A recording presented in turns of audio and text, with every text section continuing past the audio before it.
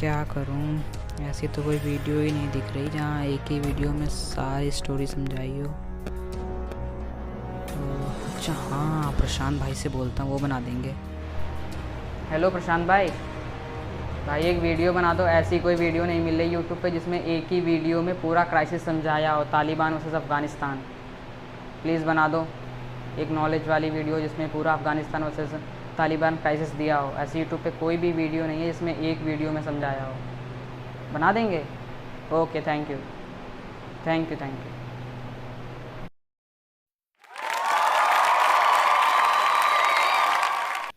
Hello दोस्तों, मैं हूं प्रशांत और आप सभी का स्वागत करता हूं आपके अपने चैनल मिस्टर क्यूरियस XYZ पे। Curiosity to know unlimited things. जैसा कि ये बहुत ज़्यादा ही डिमांडेड वीडियो होने वाला है, आप सभी ने कमेंट किया कि हम अगर अफ़गानिस्तान वर्सेस तालिबान वाली क्राइसिस का कुछ भी देखना चाहते हैं तो सबकी अलग अलग वीडियो मिल रही है, कृपया एक ही वीडियो बनाइए। तो वही सब देखते हुए हम लोगों ने एक वीडियो बनाई है, पूरा अफ़गानिस्तान वर्सेस तालिबान। तो चलिए शुरू करते हैं।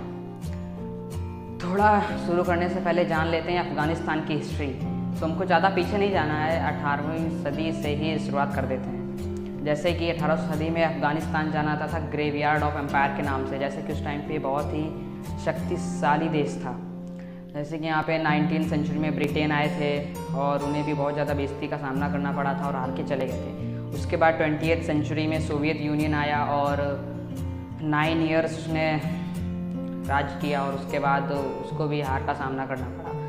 और ऐसा नहीं है कि इसको अफ़गानिस्तान को कभी भी किसी ने कन्क्योर नहीं किया, ऐसे हैं बहुत सारे जिन्होंने विक्ट्री पाई थी। जैसे कि इसमें अलेक्जेंडर द ग्रेट थे, अरब के किंग्स थे बहुत सारे, चंगेज खान थे, शाहजहाँ और औरंगजेब थे और राजा रणजीत सिंह थे। और फाइनली 15 अगस्त 2021 को जैसा हम सभी जानते हैं कि तालिबान ने कॉन्क्योर किया था अफ़गानिस्तान को, उसको विजयी पाई थी अफ़गानिस्तान। लेकिन ऐसा माना जाता था कि अफ़गानिस्तान के जो वॉरियर्स थे, जो उसके सोल्जर थे, वो अफ़गानिस्तान का लैंड ऑक्युपाई करने के लिए बहुत ही ज़्यादा, जो भी उनका ऑक्युपाई करना चाहता उसको बहुत ज़्यादा मेहनत करनी पड़ती थी। फिर भी ऑक्युपाई नहीं कर पाते थे क्योंकि इतने ज़्यादा शक्तिशाली थे अफ़गानिस्तान के सोल्जर्स जो थे। और अब आपको बताते हैं अफ़गानिस्तान का थोड़ा और इतिहास जान लीजिए। उस समय में नॉर्थ में एक बड़ा सा कंट्री था जो कि रशिया था, और साउथ में अपने यहाँ इंडिया में, जो कि उस टाइम पे ब्रिटिश एम्पायर था। तो इन दोनों के बीच में आता था अफ़गानिस्तान।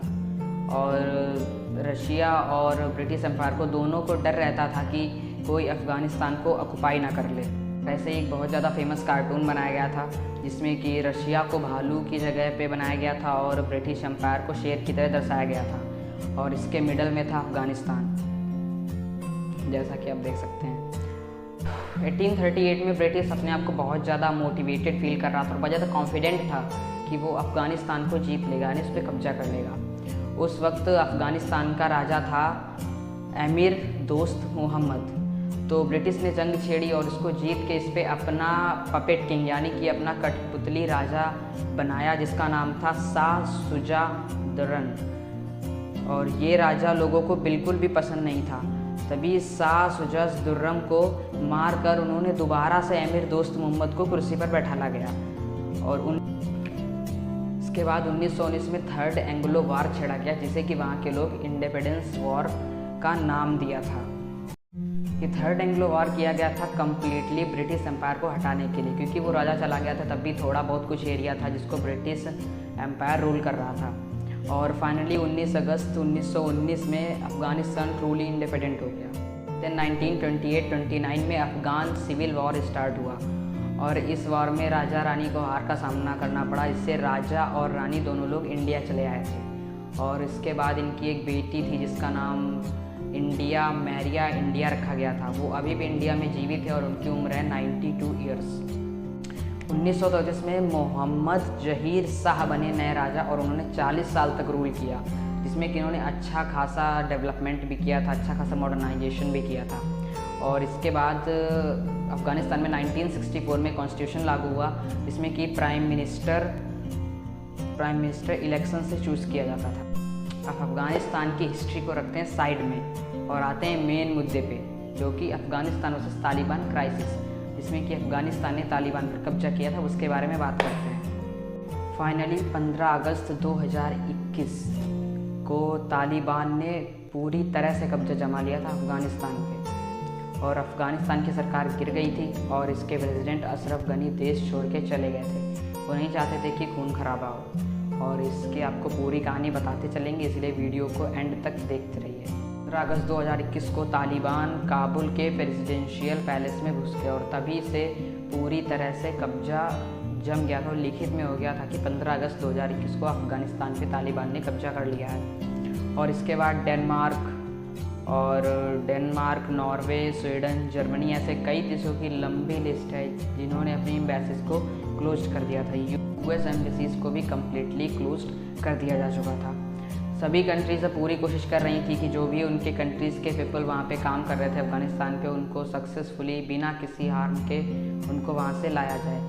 जिस चक्कर में ऐसे बहुत सारे लाखों की संख्या में ऐसे अफ़गानी थे जो कि वहाँ से आना चाहते थे, इसीलिए एयरपोर्ट का दृश्य बहुत भयावह था। वहाँ लाखों करोड़ों की संख्या में लोग उपलब्ध थे और वो देश छोड़कर जाना चाह रहे थे। इस चक्कर में बहुत ही खतरनाक दृश्य उत्पन्न हुआ जो कि हम आपको दिखा रहे हैं। Crowds packed the international airport in Kabul in a chaotic scene on Sunday after Taliban insurgents entered the Afghan capital and President Ashraf Ghani fled the country, saying he wanted to avoid bloodshed. It took the Taliban just 1 week to regain control of Afghanistan. Airport has been closed to all civilian flights. Gunshots have been fired there, where thousands of Afghans have gathered in the hope of getting out of the country. US president जो Biden ने claim किया था कि तालिबान के पास सिर्फ 85,000 soldiers हैं, जबकि अफ़गानिस्तान के पास 3 लाख सोल्जर्स हैं, जिसमें कि अफ़गानिस्तान को अपने आप को डिफेंड करने में कोई भी दिक्कतें नहीं होंगी।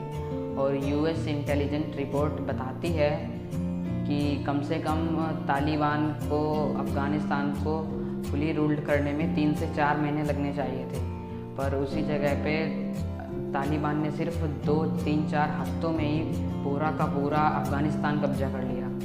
इसके पीछे ये भी रीज़न है कि अफ़गान सोल्जर्स ने कोई भी फाइट बैक नहीं किया, इस वजह से भी अफ़गानिस्तान पे कब्जा जमा लिया गया। अगर उसके सोल्जर्स अच्छे से फाइट बैक करते तो हो सकता है, क्योंकि उनकी तादाद भी ज़्यादा थी, वो 3 लाख थे और वो 85,000, तो डेफिनेटली वो रूल नहीं कर पाते और वो उनको हरा सकते थे, पर करेज की कमी थी तो क्या कर सकते हैं।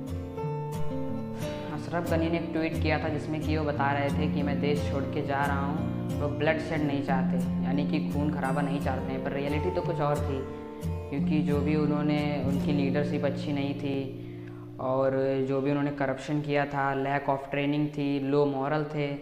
जैसे कोई भी पर्सन जिनकी वजह से अफ़गानिस्तान आर्मी ने कोई फ़ाइट बैक नहीं किया, वो थे अशरफ गनी। अगर ये ऑर्डर देते तो डेफिनेटली आर्मी को फ़ाइट बैक करना चाहिए था, पर इसके पीछे और भी कुछ रीज़न है जो हम आपको बताएंगे वीडियो के एंड में।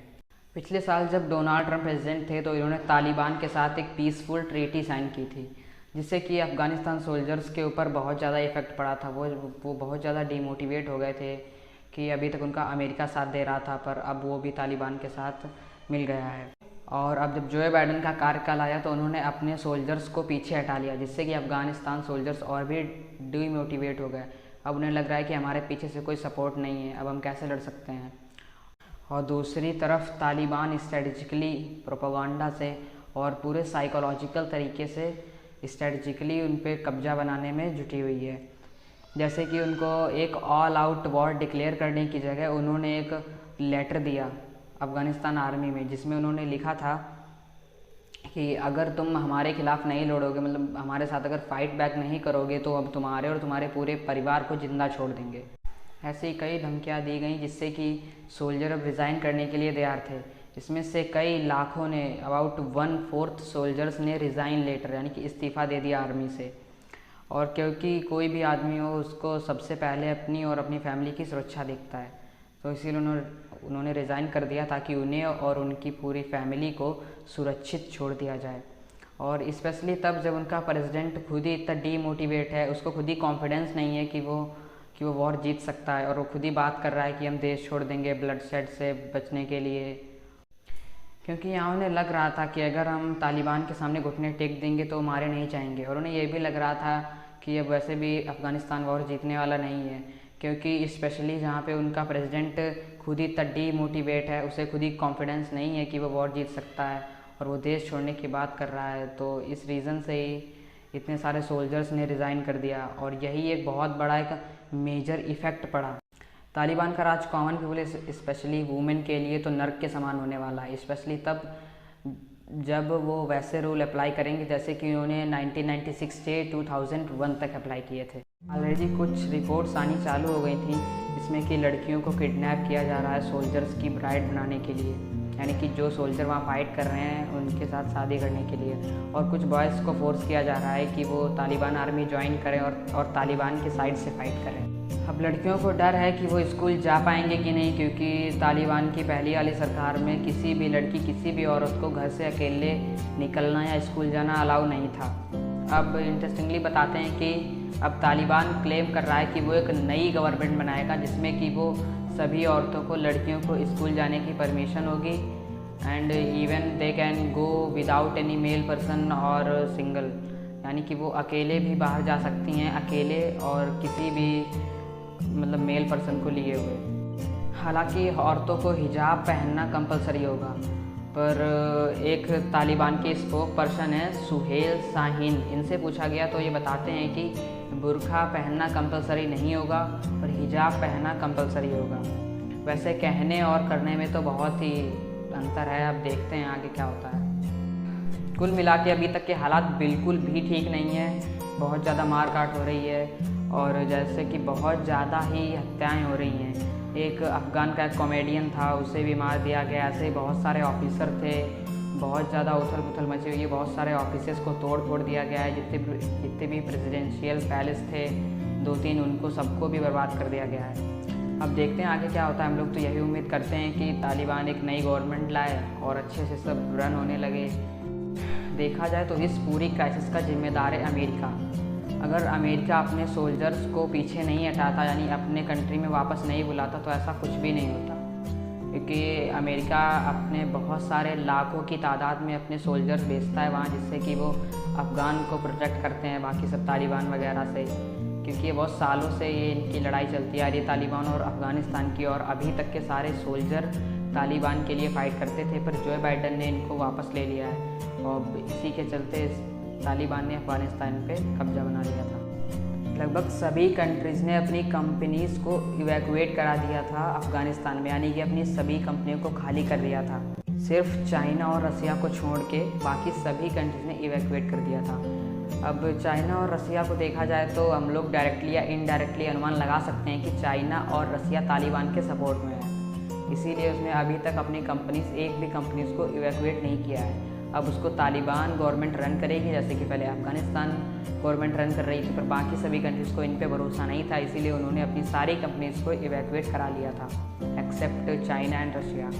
चाइना ने यह भी कहा है कि हम तालिबान के नए गवर्नमेंट रूल्स को फ्रेंडली रिलेशन बनाने के लिए तैयार हैं। बट अगर तालिबान चाइना के साथ रिलेशन बनाता है तो इसके लिए बहुत शर्मनाक बात होगी, क्योंकि तालिबानी एक मुस्लिम कट्टरवादी हैं और इनको चाइना के साथ रिलेशन अगर बनाएंगे तो इनके मुल्क में इनकी तौहीन होगी। इन सबसे एक चीज़ तो क्लियर हो जाती है कि किसी भी कंट्री को किसी भी वॉर से कोई भी नुकसान नहीं होता, इसमें सिर्फ नुकसान होता है तो हम लोगों को, हम आप जैसे कॉमन पीपल को, जो भी मिडिल क्लास या लोअर क्लास के लोग हैं, इन लोगों को दिक्कत होती है। जैसे कि अफ़गानिस्तान के प्रेसिडेंट जिन पे पूरा दारोमदार था वो तो देश छोड़ के चले गए, उन्हें कोई भी डिफ़िकल्टी नहीं आ रही है, पर जो भी वहाँ के लोग हैं, अफ़गानिस्तान के लोग हैं, उन्हें बहुत ज़्यादा क्रूएल्टी का सामना करना पड़ रहा है। तो हम लोग अब यही उम्मीद कर सकते हैं कि तालिबान जल्द से जल्द अपनी नई सरकार और नई गवर्नमेंट रूल्स लागू करे, जिसमें कि वो ज़्यादा से ज़्यादा अच्छे रूल्स लाए,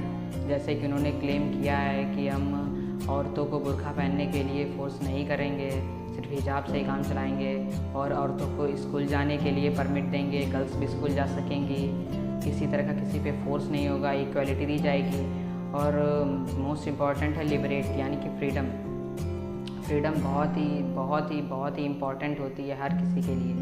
तो हम लोग यही उम्मीद करते हैं कि जल्द से जल्द तालिबान नया अपने गाइडलाइंस लाए, अपने रूल्स लाए, नया कॉन्स्टिट्यूशन लाए, जिसमें कि वो अच्छे से अच्छे रूल्स थे, सभी अफ़गानी की ज़िंदगी अच्छे से रन हो सके।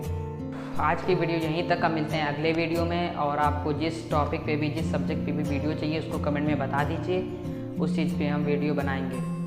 Thanks for watching. और वीडियो अच्छी लगी हो तो लाइक कर दीजिए, ना अच्छी लगी हो तो डिसलाइक भी करिए, और कमेंट में बताइए कि क्यों नहीं अच्छी लगी। And subscribe for more. तब तक के लिए बाय बाय, बी क्यूरियस।